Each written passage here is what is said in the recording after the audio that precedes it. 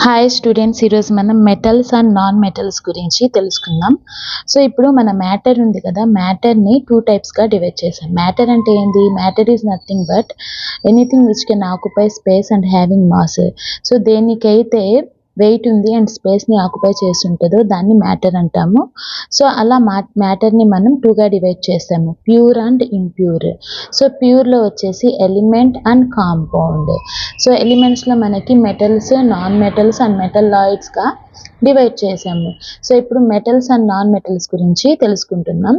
So ఇప్పుడు మనకి ఈ ఎలిమెంట్స్ ఉన్నాయి కదా, సో ఈ ఎలిమెంట్స్ పీరియాడిక్ టేబుల్లో అరేంజ్ చేసి ఉంటారు. సో ఇప్పుడు మనకి లెఫ్ట్ సైడ్ మెటల్స్ అనేవి ప్రజెంట్ అయి ఉంటాయి పీరియాడిక్ టేబుల్లో, and right side non metals ఉంటాయి. మెటల్స్ అండ్ నాన్ మెటల్స్కి మధ్య మెటలాయిడ్స్ ఉంటాయి. అలా మనకి మెటల్స్ వచ్చేసి 90 కన్నా ఎక్కువ ఉంటాయి. తర్వాత నాన్ మెటల్స్ వచ్చేసి 22 ఉన్నాయి, అండ్ మెటలాయిడ్స్ వచ్చేసి కొన్ని ఉన్నాయి. సో ఇప్పుడు మెటల్స్ యొక్క properties, physical properties and chemical properties రెండు చూడాలి. సో ఇప్పుడు మెటల్స్ ఉన్నాయి కదా, మెటల్స్ వచ్చేసి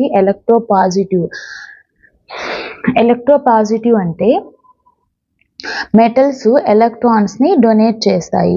ఎందుకు డొనేట్ చేస్తాయి అంటే నోబుల్ గ్యాస్ కాన్ఫిగరేషన్ రావడానికి మెటల్స్ అనేవి ఎలక్ట్రాన్స్ని లూజ్ చేసుకుంటాయి. తర్వాత నాన్ మెటల్స్ వచ్చేసి ఎలక్ట్రోనెగటివ్ అంటే సో ఎలక్ట్రాన్స్ని గెయిన్ చేసుకుంటాయి నాన్ మెటల్స్. ఎందుకంటే అవి నోబుల్ గ్యాస్ కాన్ఫిగరేషన్ రావడానికి నాన్ మెటల్స్ ఎలక్ట్రాన్స్ని గెయిన్ చేసుకుంటాయి.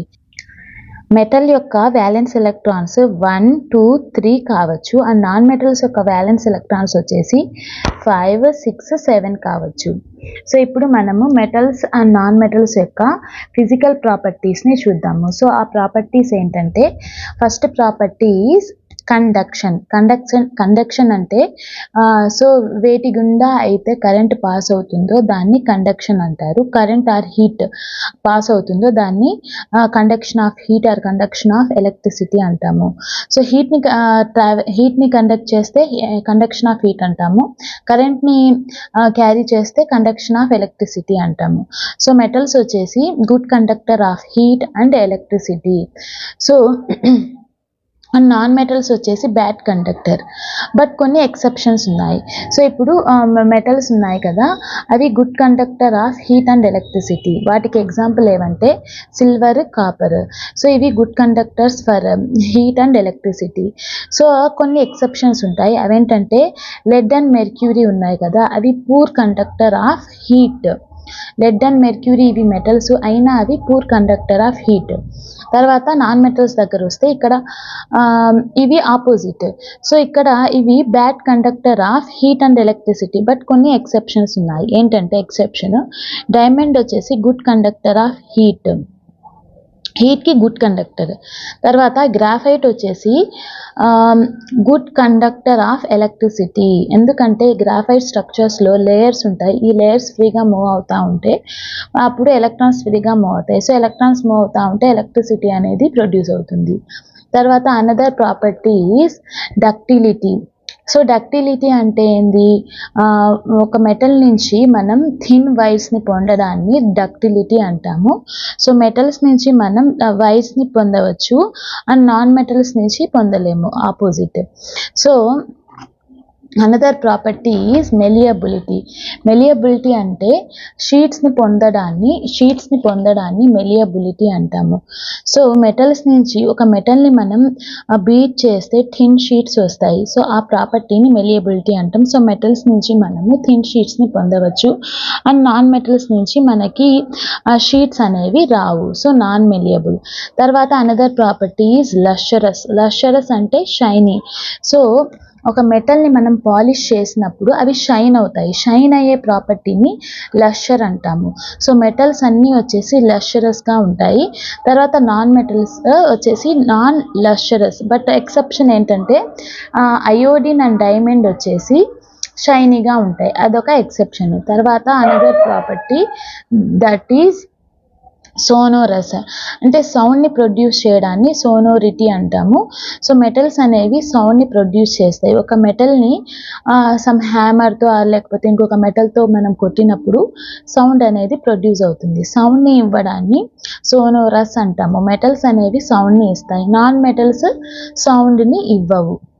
Next other property density. Metals వచ్చేసి డెన్సిటీ ఉంటాయి, నాన్ మెటల్స్కి ఉండదు. తర్వాత physical state, another property is physical state. So ఇప్పుడు స్టేట్స్ వచ్చి మెటల్స్ ఆల్మోస్ట్ అన్నీ వచ్చేసి సాలిడ్ స్టేట్లో ఉంటాయి. అంటే 99% మెటల్స్ వచ్చేసి సాలిడ్ స్టేట్లో ఉండవచ్చు, ఎక్సెప్ట్ మెర్క్యూరీ వచ్చేసి లిక్విడ్ స్టేట్లో ఉంటుంది. తర్వాత నాన్ మెటల్స్ అనేవి మనకి 3 స్టేట్స్లో దొరుకుతాయి, like solid, liquid and gaseous. సాలిడ్లో ఏం దొరుకుతాయంటే, సాలిడ్లో ఉన్న నాన్ మెటల్స్ ఏవంటే డైమండ్, సల్ఫర్. లిక్విడ్లో ఉన్న నాన్ మెటల్స్ వచ్చేసి బ్రోమిన్. తర్వాత గ్యాసెస్లో ఉన్న నాన్ మెటల్స్ వచ్చేసి oxygen, nitrogen and hydrogen. Next another property is melting points and boiling points.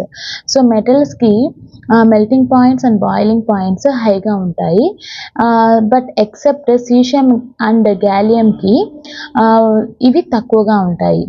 తర్వాత నాన్ మెటల్స్కి melting points and boiling points లోగా ఉంటాయి, ఎక్సెప్ట్ డైమండ్కి మెల్టింగ్ పాయింట్ హైగా ఉంటుంది. తర్వాత హార్డ్నెస్. సో మెటల్స్ అన్నీ హార్డ్గా ఉంటాయి, ఎక్సెప్ట్ సోడియం అండ్ పొటాషియం వచ్చేసి సాఫ్ట్గా ఉంటాయి. తర్వాత నాన్ మెటల్స్ వచ్చేసి సాఫ్ట్గా ఉంటాయి, ఎక్సెప్ట్ డైమండ్ వచ్చేసి హార్డ్గా ఉంటుంది.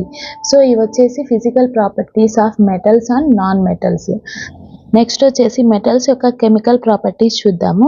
ఫస్ట్ మెటల్ వచ్చేసి ఆక్సిజన్తో రియాక్ట్ అయితే ఏం జరుగుతుంది అంటే, మెటల్లో ఆక్సిజన్తో అంటే బర్న్ చేస్తే, బర్నింగ్ అంటే ఆక్సిజన్ కావాలి, సో మెటల్ని ఆక్సిజన్తో రియాక్షన్ చేపిస్తే మనకి మెటల్ ఆక్సైడ్స్ అనేవి ఫామ్ అవుతాయి. సో యాక్చువల్లీ మెటల్ ఆక్సైడ్స్ వచ్చేసి బేసిక్ నేచర్ని కలిగి ఉంటాయి. అంటే మెటల్ ఆక్సైడ్స్ బేసిక్ నేచర్ ఉంటాయి కదా, బట్ కొన్ని మెటల్ ఆక్సైడ్స్ వచ్చేసి యాంఫోటెరిక్ నేచర్ని కలిగి ఉంటాయి.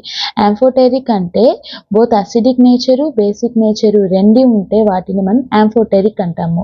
అంటే కొన్ని మెటల్ ఆక్సైడ్స్కి యాంఫోటెరిక్ నేచర్ ఉంటుంది, అంటే అసిడిక్ నేచరు ఉంటుంది, బేసిక్ నేచరు ఉంటుంది. యాక్చువల్లీ మెటల్ ఆక్సైడ్స్ బేసిక్ నేచర్లో ఉంటాయి, యాంఫోటెరిక్ ఉన్నవి అల్యూమినియం అండ్ జింక్. సో ఇప్పుడు దీన్ని ప్రూవ్ చేయడానికి, సో అల్యూమినియం ఆక్సైడ్ ఇది.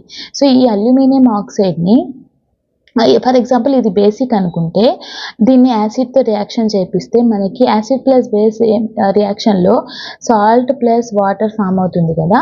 సో ఇది ఫామ్ అయింది. ఫర్ ఎగ్జాంపుల్ అల్యూమినియం ఆక్సైడ్ వచ్చేసి యాసిడ్ అనుకుంటే, సో ఇది బేస్తో రియాక్ట్ అవుతుంది. So acid plus base gives rise to salt plus water. So అంటే ఈ అల్యూమినియం ఆక్సైడ్ వచ్చేసి అసిడిక్ నేచరు ఉంటుంది అండ్ బేసిక్ నేచరు ఉంటుంది. సో కొన్ని మెటల్ ఆక్సైడ్స్ వచ్చేసి వాటర్లో ఇన్సాల్యుబుల్ అవుతాయి, బట్ కొన్ని వచ్చేసి వాటర్లో సాల్యుబుల్ అవుతాయి. వాటర్లో సాల్యుబుల్ అయ్యి మనకి ఆల్కలీస్ని ఫామ్ చేస్తాయి. యాక్చువల్లీ మెటల్ ఆక్సైడ్స్ వాటర్లో సాల్యుబుల్ కావు, బట్ కొన్ని మెటల్ ఆక్సైడ్స్ వాటర్లో సాల్యుబుల్ అయ్యి మనకి ఆల్కలీస్ని ఫామ్ చేస్తాయి. ఆ మెటల్ ఆక్సైడ్స్ ఏవంటే sodium oxide and potassium oxides వాటర్లో డిజాల్వ్ అయ్యి సాల్యుబుల్ అయ్యి మనకి బేసెస్ని ఇస్తాయి. సో స్ట్రాంగ్ బేసెస్ని మనం ఆల్కలీస్ అంటాము. తర్వాత అనదర్ ప్రాపర్టీ వచ్చేసి మెటల్ని వాటర్తో రియాక్షన్ చేపిస్తే ఏం జరుగుతుందంటే, మెటల్ని వాటర్తో రియాక్షన్ చేపిస్తే మనకి metal oxides and hydrogen gas అనేది ఫామ్ అవుతుంది. సో ఈ అగైన్ వచ్చేసి ఈ మెటల్ ఆక్సైడ్స్ వాటర్లో సాల్యుబుల్ అయ్యి మనకి మెటల్ హైడ్రాక్సైడ్స్ని ఇస్తాయి. సో మెటల్ వచ్చేసి వాటర్తో రియాక్షన్ జరిగితే మెటల్ ఆక్సైడ్స్ ఫామ్ అవుతాయి ప్లస్ హైడ్రోజన్. సో ఈ మెటల్ ఆక్సైడ్ అగైన్ వాటర్తో కలిసి మనకి మెటల్ హైడ్రాక్సైడ్స్ని ఇస్తాయి. అంటే మెటల్ వాటర్తో రియాక్షన్ జరిపిస్తే మనకి మెటల్ హైడ్రాక్సైడ్స్ అనేవి ఫామ్ అవుతాయి. పొటాషియం అండ్ సోడియం వాటర్తో రియాక్షన్ జరపాలి. అది కూడా ఏ కండిషన్ అంటే కోల్డ్ వాటర్తో రియాక్షన్ జరిపితే metal hydroxide plus hydrogen plus heat అనేది రిలీజ్ అవుతుంది. హీట్ రిలీజ్ అయితే అది ఎక్సోథర్మిక్, హైలీ ఎక్సోథర్మిక్ రియాక్షన్ అది. ఎందుకంటే ఇక్కడ ఈ పొటాషియం అండ్ సోడియం వచ్చేసి హైలీ రియాక్టివ్ కాబట్టి సో ఇక్కడ కండిషన్ వచ్చేసి కోల్డ్ వాటర్ కావాలి, ఎక్సోథర్మిక్ కాబట్టి. తర్వాత ఇంకొక మెటల్ కాల్షియం వచ్చేసి వాటర్తో రియాక్షన్ జరిపితే కండిషన్ ఏంటి, హాట్ వాటర్ ఉండాలి. సో మనకి metal hydroxide plus hydrogen gas అనేది రిలీజ్ అవుతుంది, బట్ ఇక్కడ హీట్ అనేది రిలీజ్ కాదు. తర్వాత ఇంకొక మెటల్ అల్యూమినియం అండ్ ఐరన్ వచ్చేసి వాటర్తో రియాక్ట్ అయితే, యాక్చువల్లీ మెటల్స్ వాటర్తో రియాక్ట్ అయితే హైడ్రాక్సైడ్స్ ఫామ్ అవుతాయి కదా, మెటల్ హైడ్రాక్సైడ్స్ ఫామ్ అవుతాయి కదా. అల్యూమినియం అండ్ ఐరన్ వచ్చేసి వాటర్తో రియాక్ట్ అయితే హైడ్రాక్సైడ్ని ఫామ్ చేయవు, ఆక్సైడ్స్ని ఫామ్ చేస్తాయి. తర్వాత హైడ్రోజన్ గ్యాస్, 3లో హైడ్రోజన్ గ్యాస్ రిలీజ్ అవుతుంది, హైడ్రోజన్ గ్యాస్ అనేది రిలీజ్ అవుతుంది. సో ఇక్కడ కండిషన్ ఏమంటే స్టీమ్. సో ఫస్ట్ దాంట్లో కండిషన్ ఏమంటే కోల్డ్ వాటర్, సో సెకండ్ దాంట్లో హాట్ వాటర్, ఇక్కడ స్టీమ్, ఇది కండిషన్. సో ఇక్కడ ఇవన్నీ మెటల్సే, బట్ ఇవి వచ్చేసి హై రియాక్టివ్, ఇవి మోడరేట్ అండ్ ఇది వచ్చేసి లీస్ట్ రియాక్టివ్. సో తర్వాత reaction of metal with acid, ఒక మెటల్ యాసిడ్తో రియాక్ట్ అయితే మనకి సాల్ట్ ప్లస్ హైడ్రోజన్ గ్యాస్ అనేది రిలీజ్ అవుతుంది. సో ఇప్పుడు ఈ రియాక్షన్స్ని మనం ఎక్కడ చూసాము, యాసిడ్ యొక్క ప్రాపర్టీస్లో చూసాం కదా. సో మెటల్ యాసిడ్తో రియాక్ట్ అయితే సాల్ట్ ప్లస్ హైడ్రోజన్ గ్యాస్ని రిలీజ్ చేస్తుంది. సో ఇప్పుడు మనకి యాసిడ్ లైక్ HNO3 ఉంది కదా, నైట్రిక్ యాసిడ్, అది హైడ్రోజన్ గ్యాస్ని ఇవ్వదు, ఎందుకంటే అది ఆక్సిడైజింగ్ ఏజెంట్. సో ఇప్పుడు for example hydrogen gas release అయితే ఏం జరుగుతుంది, ఆ హైడ్రోజన్ని ఈ HNO3 వచ్చేసి ఆక్సిడైజ్ చేసేసి వాటర్ని ప్రొడ్యూస్ చేస్తుంది. సో అందుకని H2 గ్యాస్ అనేది రిలీజ్ కాదు. ఎప్పుడు మెటల్ యాసిడ్ HNO3తో రియాక్షన్ జరిగితే మనకి H2 గ్యాస్ అనేది రిలీజ్ కాదు. బట్ మెగ్నీషియం అండ్ మ్యాంగనీస్తో ఇవి మెటల్స్ కదా, సో ఈ మెటల్స్తో మనకి నైట్రిక్ యాసిడ్ రియాక్షన్ జరిపితే హైడ్రోజన్ గ్యాస్ అనేది రిలీజ్ అవుతుంది. మ్యాంగనీస్ అండ్ మెగ్నీషియంతో మాత్రమే H2 గ్యాస్ అనేది రిలీజ్ అవుతుంది. తర్వాత another reaction, that is reaction of metal with solution of other metal salt.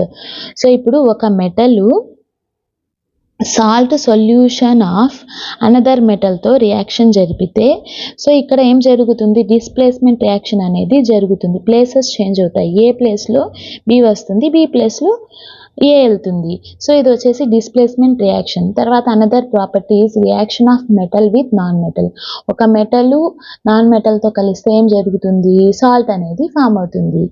అదేమంటే యానిక్ కాంపౌండ్ని ఫామ్ చేస్తుంది. ఫర్ ఎగ్జాంపుల్ మనం NaCl తీసుకుందాం. సో ఇక్కడ సోడియం వచ్చేసి మెటల్, సో సోడియం వచ్చేసి అటామిక్ నెంబర్ ఎంత, sodium atomic number is 11 electronic configuration 2, 8, 1.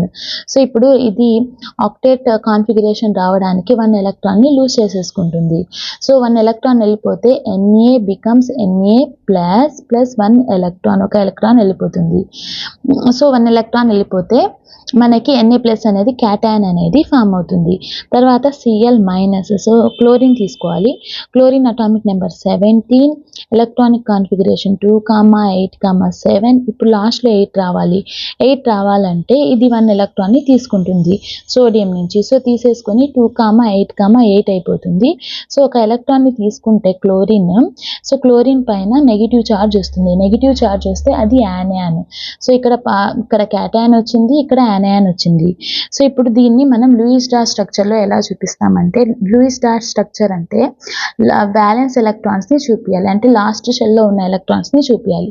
So sodium దగ్గర 1 వ్యాలెన్స్ ఎలక్ట్రాన్ ఉంది అండ్ క్లోరిన్ దగ్గర లాస్ట్ ఎలక్ట్రాన్స్ ఎన్ని ఉన్నాయి, 7 ఉన్నాయి. 7 చూపించాం, 1 2 3 4 5 6 7. సో ఈ 1 ఎలక్ట్రాన్ని క్లోరిన్కి ఇచ్చేస్తే సోడియము, సో ఇది Na+ అయిపోతుంది. ఎలక్ట్రాన్ని ఇచ్చేస్తే ప్లస్ అయిపోతుంది, ఇది ఎలక్ట్రాన్ని తీసేసుకొని మైనస్ అయిపోతుంది. సో ఈ ప్లస్ అండ్ మైనస్ కలిసిపోతాయి. ఎలా కలిసిపోతాయంటే ప్లస్ అండ్ మైనస్కి మధ్య strong electrostatic force of attraction ఉంటుంది. ఈ ఎలక్ట్రోస్టాటిక్ ఫోర్స్ ఆఫ్ అట్రాక్షన్ ద్వారా ఈ ప్లస్ అండ్ మైనస్ అనేవి కలిసిపోయి సో ఇక్కడ మనకి ఈ ఎలక్ట్రాన్ రిలీజ్ అవ్వాలంటే ఎలక్ట్రాన్ ఇచ్చేయాలంటే ఇది గ్యాసియస్ స్టేట్లో ఉండాలి అండ్ క్లోరిన్ కూడా గ్యాసియస్ స్టేట్లో ఉండాలి ఎలక్ట్రాన్ని గెయిన్ చేసుకోవాలంటే. సో ఇది గ్యాసియస్ స్టేట్, ఇది గ్యాసియస్ స్టేట్, ఈ రెండు కలిసేటప్పుడు మనకి ఫామ్ అయ్యేది ఆ సాలిడ్ స్టేట్లో వస్తుంది. అయానిక్ కాంపౌండ్ వచ్చేసి సాలిడ్లో ఫామ్ అవుతుంది. సో ఇప్పుడు ప్రాపర్టీస్ ఆఫ్ అయానిక్ కాంపౌండ్స్ చూద్దాము. సో అయానిక్ కాంపౌండ్స్ యొక్క ప్రాపర్టీస్ ఏమంటే అయానిక్ కాంపౌండ్స్ సాలిడ్ స్టేట్లో ఉంటాయి. సో ఇప్పుడు అయానిక్ కాంపౌండ్స్కి high melting points and high boiling points ఉంటాయి. సో ఈ అయానిక్ కాంపౌండ్స్ వచ్చేసి వాటర్లో సాల్యుబుల్ అవుతాయి అండ్ పెట్రోల్ అండ్ కిరోసిన్లో సాల్యుబుల్ కావు. సో ఇప్పుడు అయానిక్ కాంపౌండ్స్ సాలిడ్గా ఉంటే మనకి ఎలక్ట్రిసిటీ అనేది కండక్ట్ కాదు. సో ఇప్పుడు ఫర్ ఎగ్జాంపుల్ ఈ అయానిక్ కాంపౌండ్ని మనం వాటర్లో డిజాల్వ్ చేస్తే అప్పుడు అది ఎలక్ట్రిసిటీని కండక్ట్ చేస్తుంది. సాలిడ్లో అయితే కండక్షన్ జరగదు, వాటర్లో డిజాల్వ్ చేస్తే అప్పుడు కండక్షన్ అనేది జరుగుతుంది, ఎలక్ట్రిసిటీని కండక్ట్ చేస్తుంది.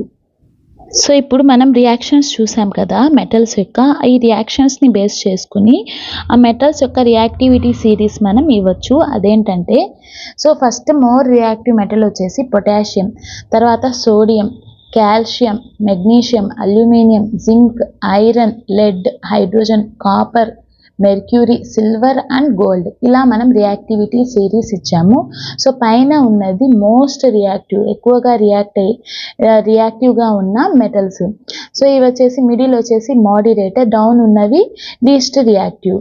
సో ఇప్పుడు దీనిని మనం ఈజీగా గుర్తుపెట్టుకోవడానికి ఒక ట్రిక్ అన్నమాట.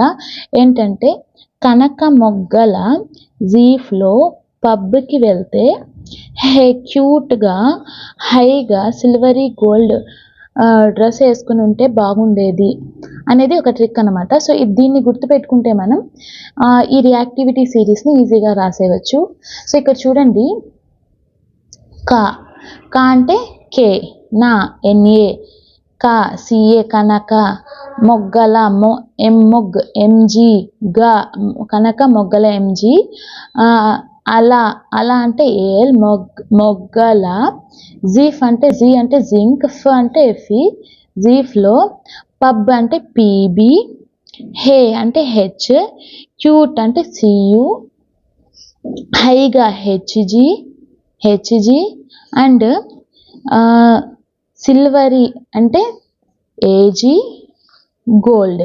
సో ఈ ట్రిక్ని మీరు నేర్చుకుంటే ఈ రియాక్టివిటీ సిరీస్ని రాసేయవచ్చు. అదేంటంటే కనక మొగ్గల జీఫ్లో పబ్కి వెళ్తే క్యూట్గా హైగా సిల్వరీ గోల్డ్ డ్రెస్ వేసుకొని ఉంటే బాగుండేది అనుకుంటే సో ఈ ట్రిక్ సో దీన్ని నేర్చుకుంటే మీరు ఈ రియాక్టివిటీ సిరీస్ని ఈజీగా రాయొచ్చు.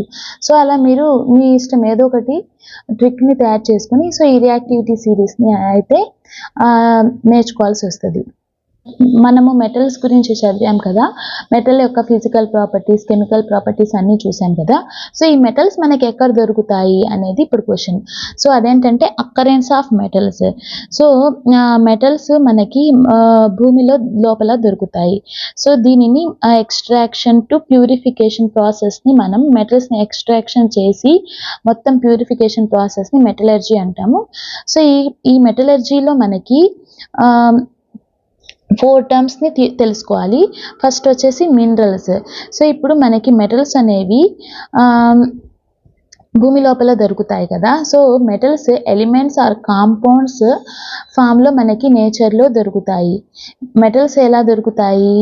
ఎలిమెంట్ ఆర్ కాంపౌండ్ ఫామ్లో ఎర్త్ క్రస్ట్లో దొరుకుతాయి. సో వాటిని మనం మినరల్స్ అంటాం. మెటల్స్ ఎలిమెంట్స్గా, కాంపౌండ్స్గా భూమి లోపల దొరకడాన్ని మినరల్స్ అంటాము.